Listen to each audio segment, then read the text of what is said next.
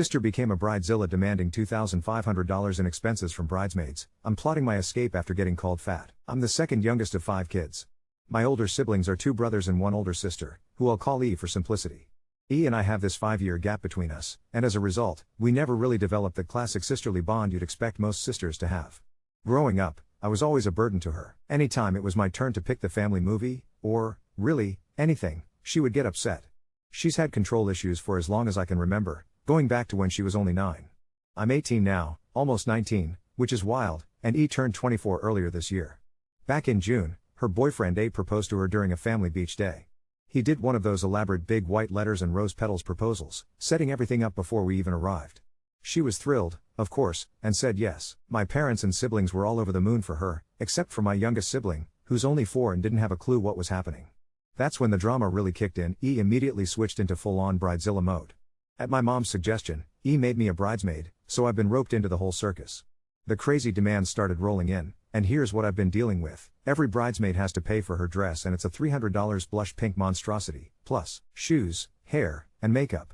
We also have to attend every single wedding and bachelorette event, which includes, and I'm not kidding, an $800 bachelorette spa day, a weekend bachelorette trip to Toronto staying at the Fairmont that costs $1,000 just for the hotel, and an endless parade of dress appointments and alterations, at least $300 extra.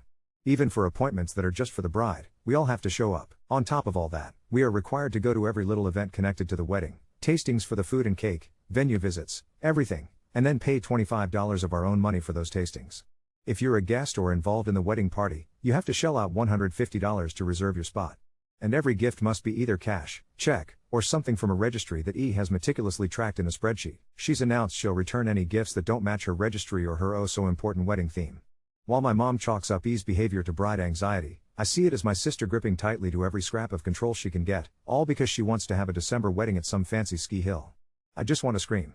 I realized I didn't even mention the real controlling stuff, the things that make my skin crawl. E insists that every bridesmaid go to hair and skin appointments every 6 weeks so our skin and hair are flawless in the wedding photos, and yes, we're footing the bill for that. Anyone with tattoos has to cover them up. Thankfully, the dress she picked goes up to the neck, ankles, and wrists. E wants to be the only one showing tattoos and have her colorful hairstyle. The rest of us have to dye our hair natural colors or shell out for a wig. Here's the kicker with the dresses, they only come in sizes 00 to 10. Most of the bridesmaids fit, but I'm a size 12, so my dear sister has started calling me fat. She sent me a keto diet book from Amazon and expects me to just lose weight. It's humiliating. Vendors aren't even allowed to contact E or her fiancé directly, everything has to go through us bridesmaids first. She made a whole Gmail account dedicated exclusively to last name wedding. We all have access, and apparently, we're just supposed to somehow know what decisions to make, because we're not supposed to ask her what's okay. This is the bit that's got my mom losing sleep. Oh, and another job, we have to remind guests to pay that $150 deposit or else they aren't welcome. We also have to chase them down to confirm what they're purchasing from the registry or the exact cash amount for their gift. Lately, I've started to realize my family is actually not normal. I've decided to look into therapy at university and see if I can move into residence earlier. Someone made me realize I need to get my mom off my bank account and secure my birth certificate and other important documents. The plan is to handle that with the bank after I talk things through with my parents. I even texted my mom. I was at work when this revelation hit me, asking if we could sit down for a talk about all this when my sister is out at her fiancé's place for the night. I'm hoping that if I can sit down with my mom and dad and show them just how out of hand all this is getting, they might finally understand where I'm coming from. Today at work, I called my aunt. She's my godmother and, to her credit, she thinks my mom is nuts. She was incredibly supportive. She encouraged me to speak to my parents about everything, not just the wedding, but the lifelong favoritism and the way things have always been in our family. She's on standby, just in case it all blows up. For the first time, I actually feel like I have a plan, and an escape route if I need one. Update 1. My parents were originally supposed to have an important conversation with me that evening, but my mom suddenly said she wasn't feeling well and went to bed early, around 6 p.m. That feeling lingered for several days. Life got busy, especially with my sister moving into her fiancé's place, and by the time all the dust settled, the issue we needed to talk about was forgotten and brushed aside. But finally, 2 days ago, the conversation happened. I needed a whole day to just think and process everything that was said. And as you might expect, the outcome wasn't exactly great, though probably not for the reasons you might guess. Turns out, my dad never actually knew the full story. He knew he was responsible for paying for my sister's dress and for a part of the wedding or maybe their honeymoon, but he hadn't been told anything about the bigger picture. My parents, Dad confirmed this with the bank records, had apparently set up $25,000 accounts for me and each of my siblings, with the idea being we could use the money for whatever we wanted once we turned 19 and went to school. This was supposed to be my money. I had just turned 19, and my dad was getting ready to sign everything over to me. Then we had this conversation, and things blew up. Right after my sister got engaged, she had a long, emotional conversation with my mom about how she always felt like the child left out. She's used this line before, so I know my mom fell for it. She got guilt-tripped, hard. After that conversation, my mom decided that she could take some money from all the kids' accounts to pay for my sister's wedding. My two older brothers are in the military. They aren't married yet and live on base, and because the army here in Canada pays for education and housing, neither of them ever used their $25,000. That meant my mom had $50,000 at her disposal, and then adding my sisters and my $25,000 each, she figured she could create a $100,000 wedding fund. Since I already had $17,000 saved up, my mom thought she could just give me my $25,000 later for a car, home, or, as she put it, a wedding. No, thank you. My sister is a master manipulator and, if I'm being honest, probably a narcissist. She used my mom's struggles with her own mental and physical health against her.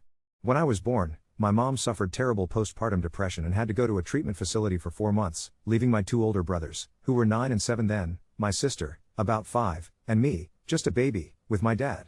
Since my brothers were quite a handful, my dad and my uncle, who moved in to help, were kept busy. We also had a live-in nanny for me, so my sister was mainly left with my aunt, who lived with us and was supposed to look after her. But no one could replace mom, not the nanny and not my aunt, no matter how loving she was or how many girls' trips they had. When mom finally came home, my sister held a quiet but deep grudge, not against mom, but against me. I was the reason mom left, in her eyes. I later learned that she even tried to smother me with a pillow. Mom caught her in time, and for years we brushed that off as a funny family story. Now I realize that was a coping mechanism for all of us. My sister has used manipulation to get her way for as long as I can remember. She did it with the wedding too. My mom felt guilty and decided to give her everything she wanted. I grew up constantly hearing, "You always give me XYZ. I want this." Then the meltdowns would start. When my sister was little it was toys. As she grew up, it was girls' trips and expensive things. Dad and I naturally grew close. He's my best friend. Things between my sister and me were okay when I was 12 to 14, but when mom got pregnant with our youngest sister, an oops baby, my sister's rage and abuse turned my way once again.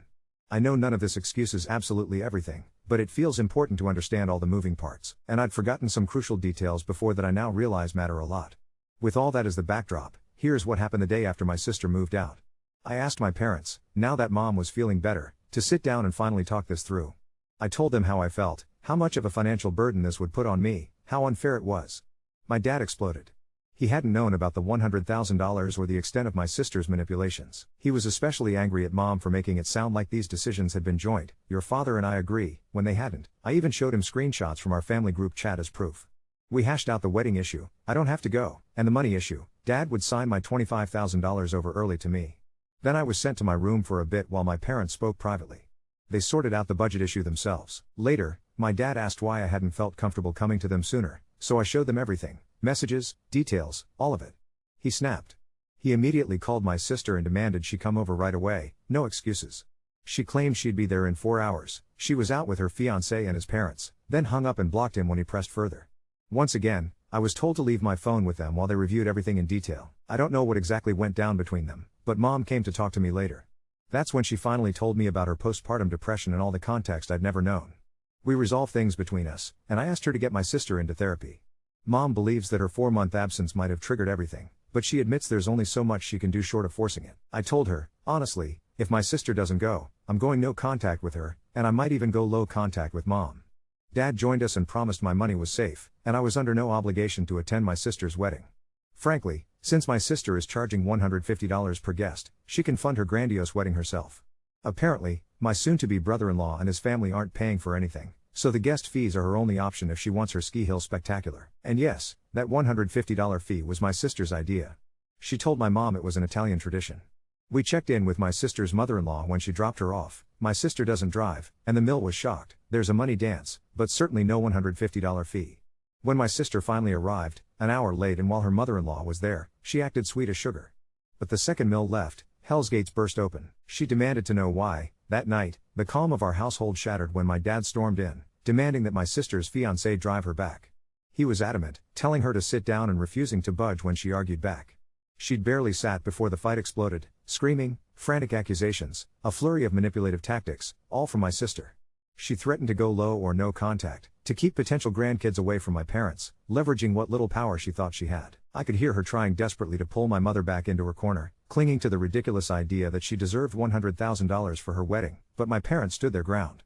Finally, my father's voice thundered through the chaos. He was furious, telling my sister that our mom wasn't her punching bag, that her postpartum depression was never her fault, and that if my sister was that angry, she needed therapy. After that explosion, they called me back down. We went through everything that had been simmering under the surface. The infamous keto book, which she'd thrown at me with cruel jabs about being lazy and fat. My dad stood up for me, finally.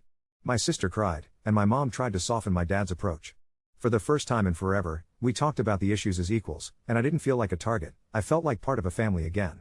Eventually, my sister couldn't handle the conversation and called an Uber, leaving in a torrent of self-pity, wailing how she was being attacked. Now, we're waiting until Christmas, when my brothers can come home, so we can all sit down and decide what our family needs to be healthy. It might come down to therapy or to cutting her out entirely. In the meantime, my parents are still hashing out the mess with her in-laws over finances. When my parents told them such an extravagant wedding would require everyone to pitch in, her fiancé's family agreed. $100,000 on a single night is ludicrous. As it stands, my sister gets $15,000 for her wedding, but since her $10,000 dress is already ordered, that leaves almost nothing for the rest. Thankfully, her in-laws are stepping in with another $15,000, $10,000 toward the wedding, $5,000 for the honeymoon. On my end, Dad and I are going to the bank tomorrow to cancel the loan I had no choice but to take out for school. I hadn't even started classes yet, so the cancellation fee is minor. My dad is covering the fee. He said outright that I never should have had to be in that position. My parents finally agreed that my first year of university, including housing, would not come out of my own budget. They're covering it themselves. The original sum they set aside for me is now going into a TFSA for my future. My relationship with my mom is still shaky at times, but my sister utterly despises me now. She says I've destroyed her relationship with her fiancé and in-laws, blames me for everything. I'm banned from her wedding and, apparently, her life. Strangely, it doesn't hurt. I don't see it as losing a sister, I see it as finally cutting ties with a bully. I promised my parents I would never treat my younger sister that way. I'll be the role model, and the protector, for her that I wish I'd had.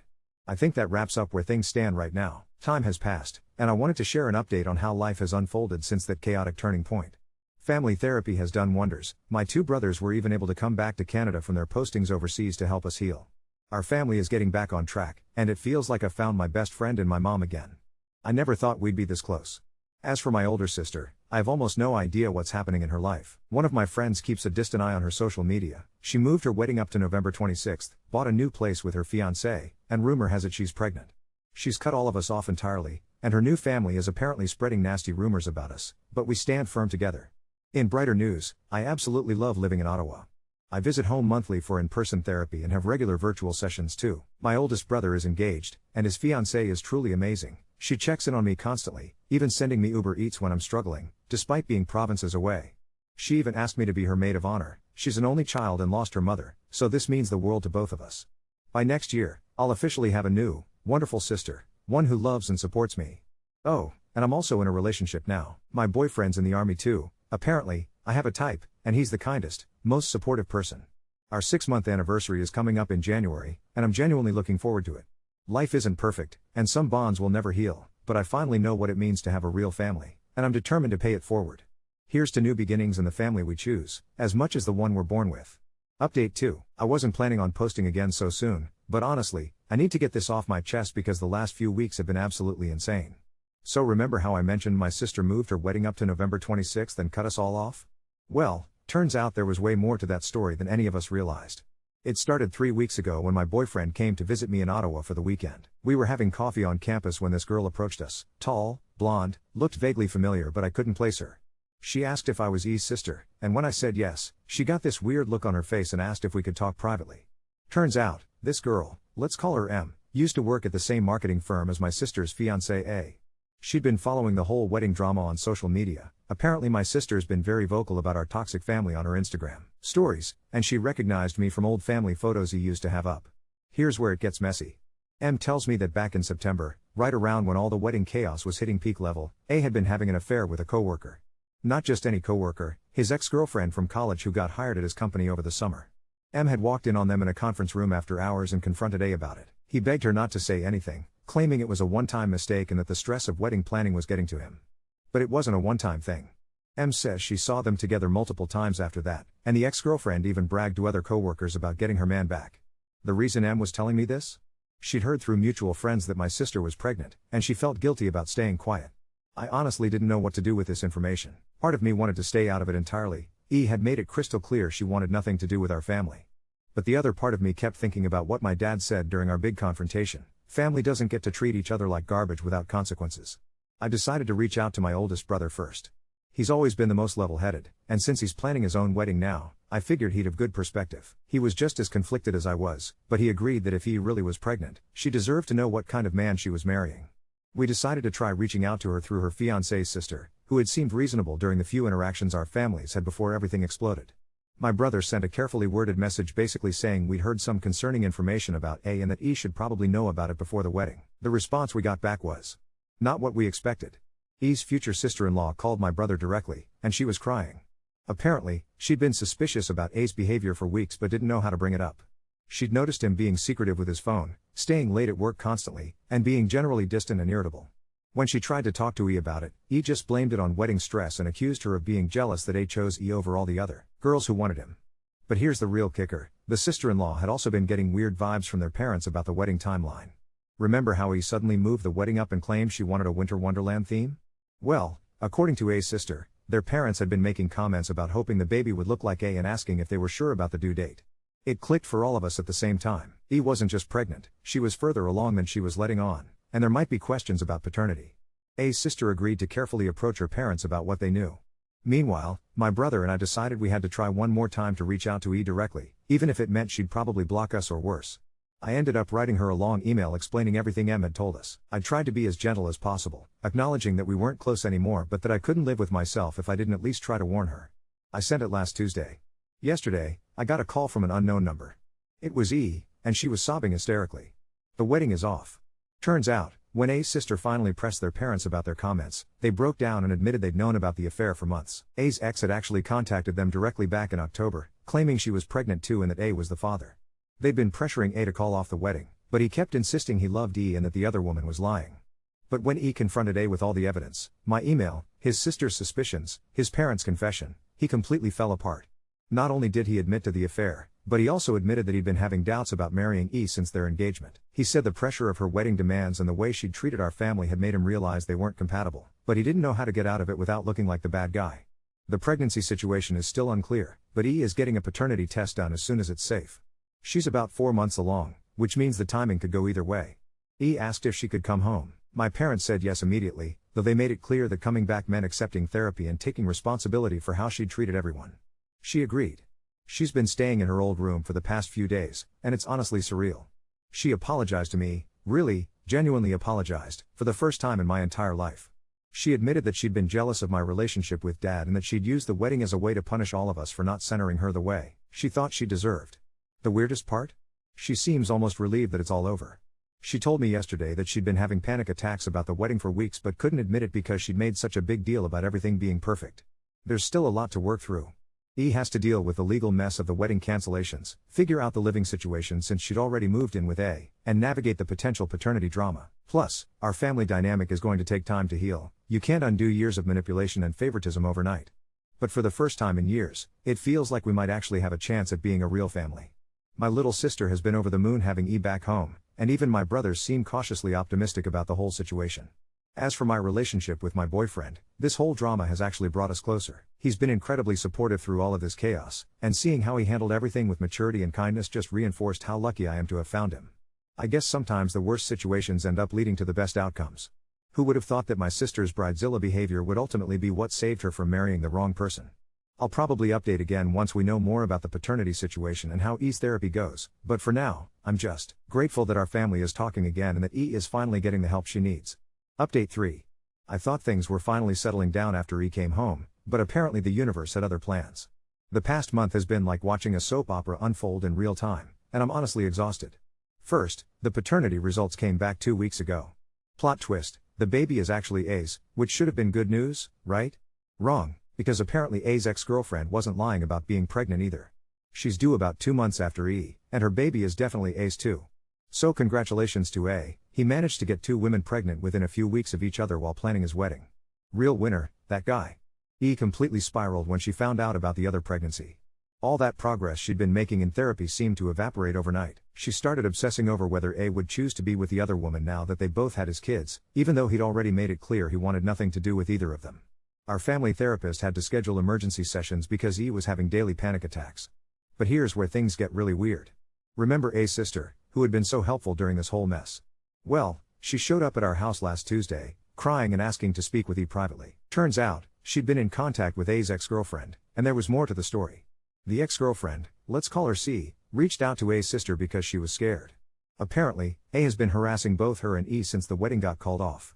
He's been showing up at C's workplace, sending dozens of texts and calls, and even created fake social media accounts to keep contacting them after they blocked him. C was afraid to go to the police because A had threatened to claim she was lying about the pregnancy and trying to extort money from him. When A's sister told E about this, E broke down and admitted that A had been doing the same thing to her.